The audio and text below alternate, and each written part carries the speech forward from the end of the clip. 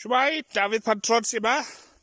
A os ych chi'n clywed bach o sŵn ryfedd wrthos ma, mae Meg y ci gyda fi.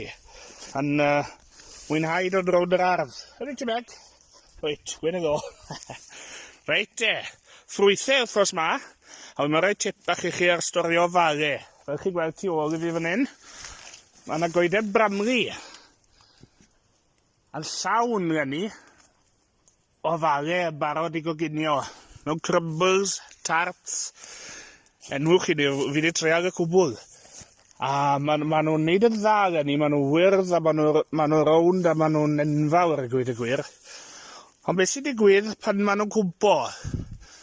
Fel maen nhw'n barod hynny yw, i dynnu wedyn. Fel chi weld, mae ambell un fan hyn wedi cwmpo ar y llawr.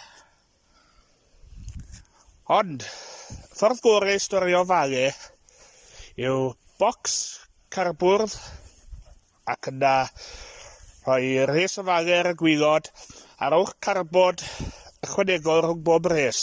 Hynny yw, os bydd un yn pwdri ar un res, bydd e ddim yn effeithio ar falau tanon uwch i benne. Gobeithio bod y tip na wedi bod o helpu chi.